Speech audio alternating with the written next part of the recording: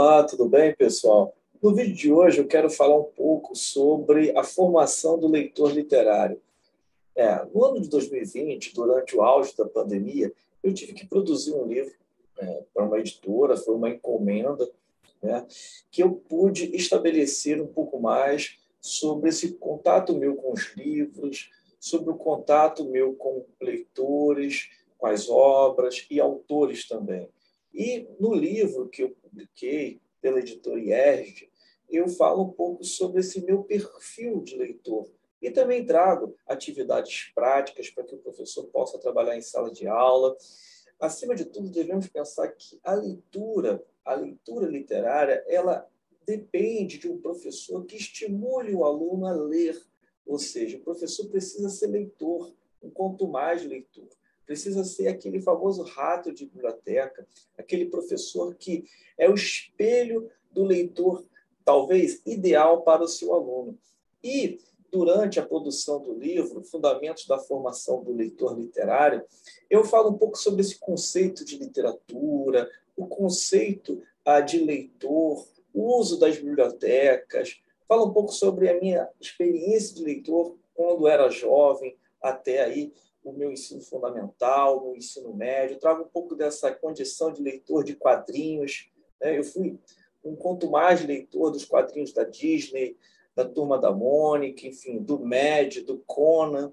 Então, falo também sobre a minha condição de leitor quando eu iniciei lá no 7º ano do ensino fundamental, com a leitura de Pedro Bandeira, com a leitura de Jorge Amado, a leitura da coleção Vagalume, que eram obras que resgatavam esse potencial lúdico, esse potencial um pouco mais fantasioso, misterioso também, que são obras, inclusive a própria Raquel de Queiroz publicou obras também na coleção Vagalume, assim como Pedro Bandeira, entre outros autores, Marçal Aquino também, entre vários outros autores.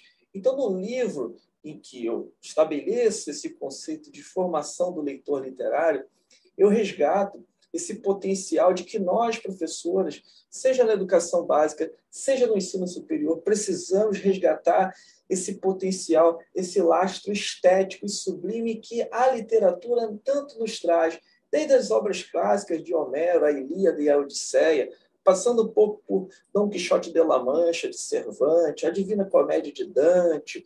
Não é? Então, nós temos todo um arsenal de obras que cativam o leitor mais atento e mais quanto mais. Júlio Verne, com 80 mil léguas submarinas. Né?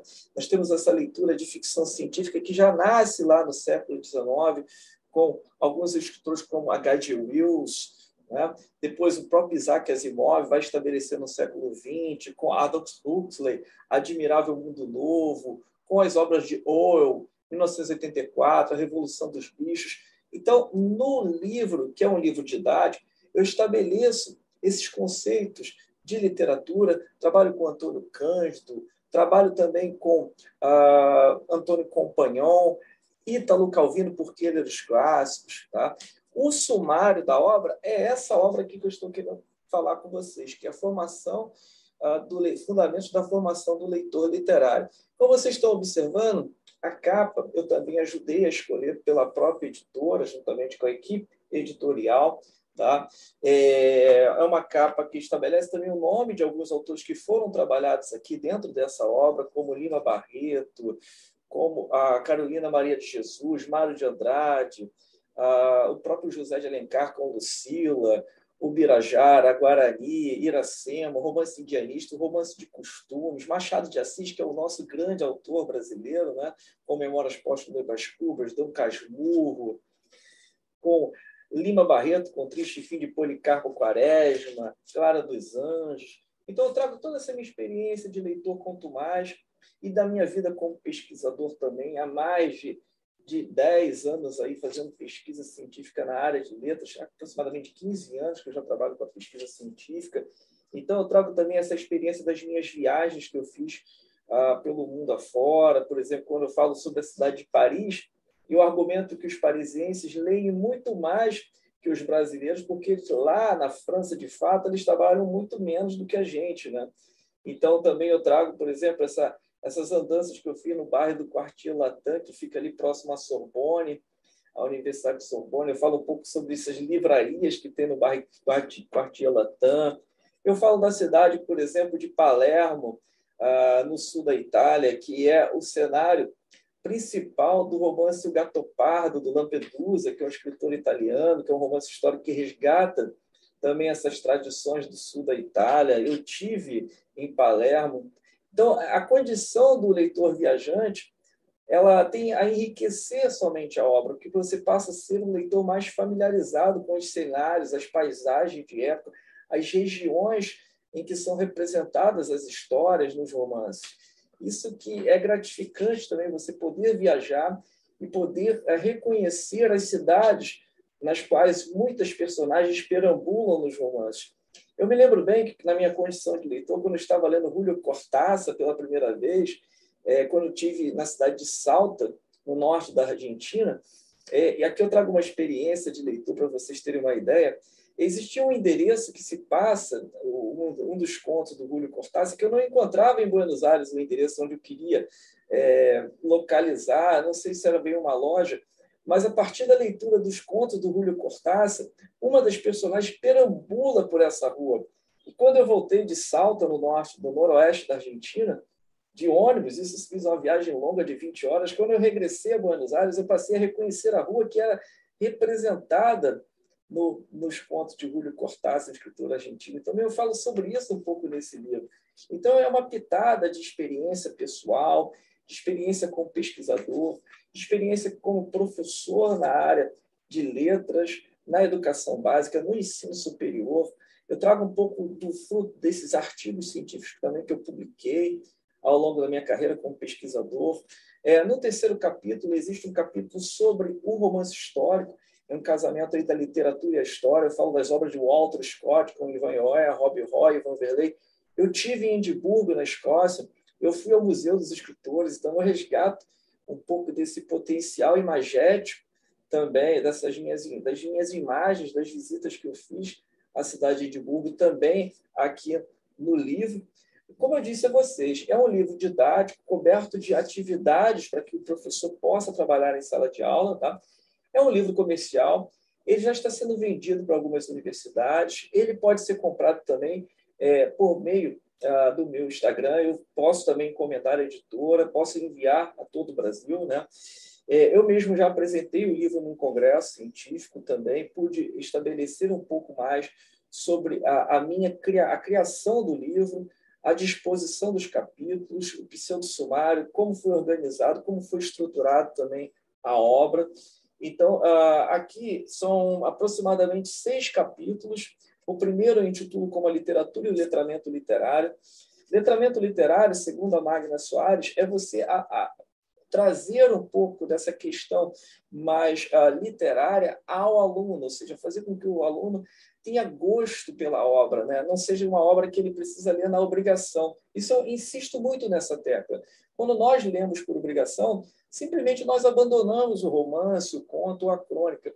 Mas a Magna Soares trabalha muito essa questão do letramento como forma de você angariar um leitor mais prolífico, ou seja, um leitor mais competente, um leitor que seja mais crítico, leia nas entrelinhas, porque toda leitura, seja ela uma leitura literária, uma leitura científica, nós precisamos ter um leitor crítico, um leitor que não concorde justamente com o narrador, ou justamente com aquele cenário que está sendo representado no livro, que discorde. Se for um romance realista, por exemplo, Gustave Flaubert, Madame Bovary, é um romance realista. Nós sabemos, educação sentimental também é do Flaubert.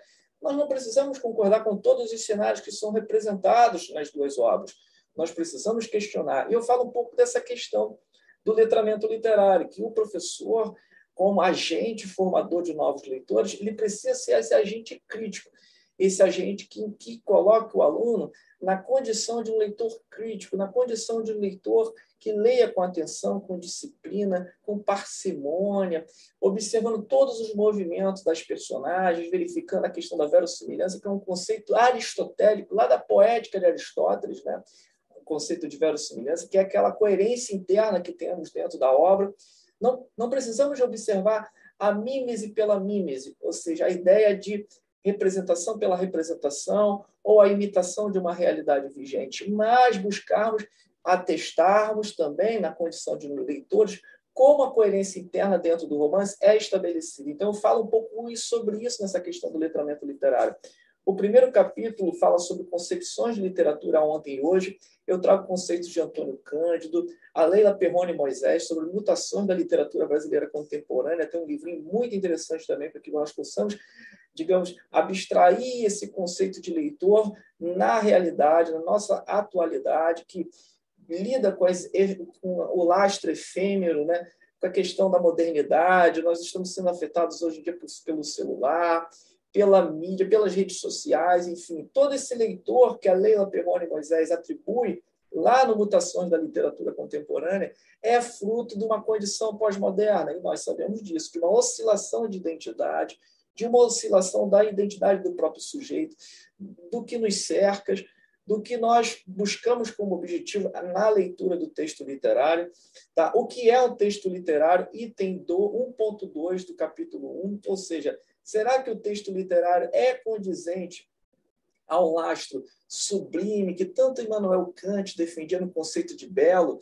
Immanuel Kant, que é um filósofo alemão, defendia, né, na questão do belo, na questão da obra artística, né? Eu trago também essa questão. A literatura como fruição estética e a formação de leitores, do educando, né? Então, trabalhamos também esse conceito desde a tragédia grega, né? Então, eu trabalho um pouco desse conceito de que é a literatura como belo, como forma de enriquecimento intelectual, que tantos gregos propagavam com Édipo Rei, né? Com, digamos assim, tantas essas tragédias que ocorriam, né? Tragédia, pelo próprio nome, é uma representação teatral, tá? Que os gregos promoviam, né, em praça pública. Então, eu trabalho um pouco dessa literatura mais clássica até chegarmos na modernidade. No capítulo 2, a formação do leitor, teoria e prática. Como nós, professores, formaremos novos leitores? Ou seja, será que é possível fazer um círculo de conversa sobre a obra, uma espécie de seminário, levando os alunos à biblioteca, levando os alunos a participarem de bienais literárias que ocorrem pelo país, como em São Paulo, no Rio de Janeiro, nas grandes capitais, as feiras literárias? Qual é o papel das feiras literárias? A Feira de Paraty, a Feira Literária que tem nas cidades do interior, tanto de Minas Gerais, do estado de São Paulo também. Então, qual é esse papel das feiras literárias? Qual é o papel dos youtubers hoje também? Nós estamos muito ligados ao ambiente digital, né? Por exemplo, existem canais de youtubers, os booktubers, que promovem obras, que discutem obras. O que é levado a sério nesses canais ou não? O que pode se aproveitar também na formação de novos leitores, indicando novos canais, inclusive aos alunos. Agora, no capítulo 2, eu falo da formação do leitor, leitor e prática, fundamentos teóricos sobre a formação do leitor na escola. Eu pego um pouco desse aspecto da legislação também. Mais adiante, no capítulo 5, eu vou trabalhar a questão da legislação da BNCC, da Base Nacional Comum Curricular, das diretrizes básicas lá de 96, da LDB, dos parâmetros curriculares nacionais de 2007. Então, eu trago toda essa questão da legislação no capítulo 5 e no capítulo 2 também para indicar que o professor precisa estar balizado na legislação vigente para que ele possa formar um leitor competente. Tá? No capítulo 3, a literatura na escola, como ela pode ser trabalhada entre a tradição e as vanguardas, né? Porque existem novas metodologias de ensino que são permeadas diante da parafernália tecnológica que hoje nós temos, né? Seja a internet, seja o data show, seja o próprio CD, que você já é ultrapassado, mas nós podemos trabalhar também o audiobook, né? Essa questão também de fazer com que o aluno acompanhe os podcasts, né? Eu mesmo tenho um podcast sobre ciência na área de humanidades, então peço a vocês que vocês desejam buscarem aperfeiçoamento. Além do meu canal, também tem um canal de podcast. Vocês podem observar lá na minha plataforma, na minha página do Instagram, tá? É vinculado ao Spotify. Então, nós temos um capítulo 4, a literatura e a história. Eu tinha falado 3, mas é o 4, tá? Sobre o romance histórico. E aí eu trago um pouco da minha pesquisa científica que eu fiz no doutorado, tá? Essas relações da história com a literatura que são ricas, né? Nós não temos como falar de um texto literário sem alicerçarmos o texto literário nas condições históricas nas quais o próprio autor está inserido, né? Ou seja, quais são as circunstâncias de produção que circunscrevem, digamos, a função do escritor na sua relação com a produção da obra literária. Então, é interessante nós também quase sempre trabalhar a leitura, a literatura pela interdisciplinaridade, pelas artes plásticas, pelo cinema, pela história, né? Então, aqui no capítulo 4 é mais a literatura e a história, e é o romance histórico, que é o carro-chefe aqui desse capítulo. No 5 eu já tinha falado sobre a legislação, e no 6, tá?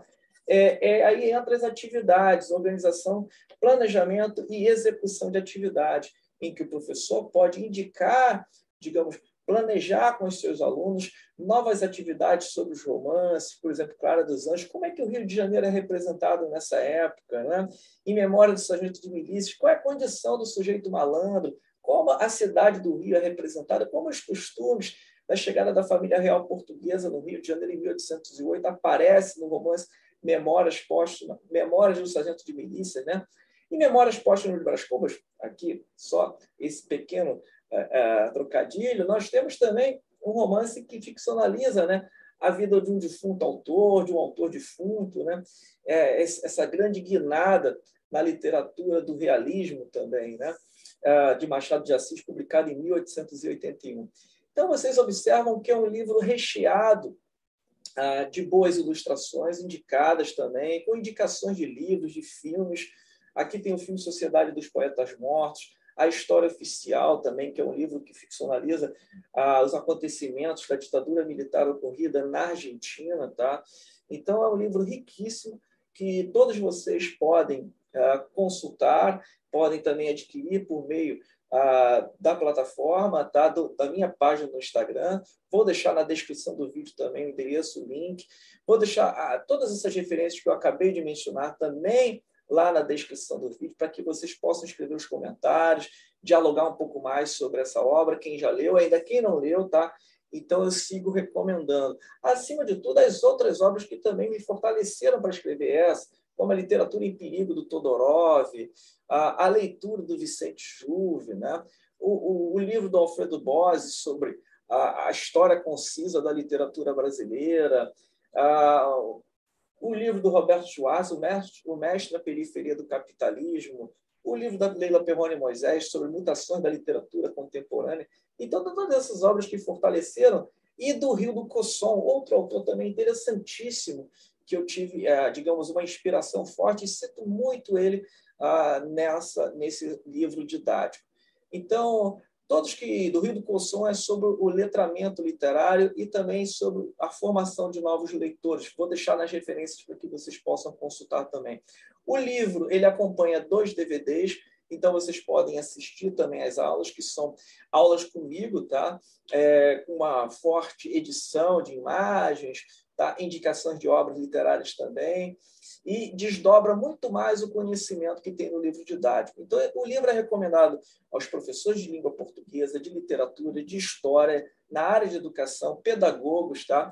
Eu já vendi muitos livros, tá? Eu encomendo pela editora, envio a todo o Brasil. Então, quem deseja adquirir, eu vou deixar nas referências, na descrição do vídeo, certinho ali, para que vocês possam ter acesso a essas informações. Quem gostou do vídeo, dê um joinha, e quem ainda não é inscrito no canal, se inscreva no canal para ativar as notificações, escreva nos comentários também. Um grande abraço e até o próximo vídeo.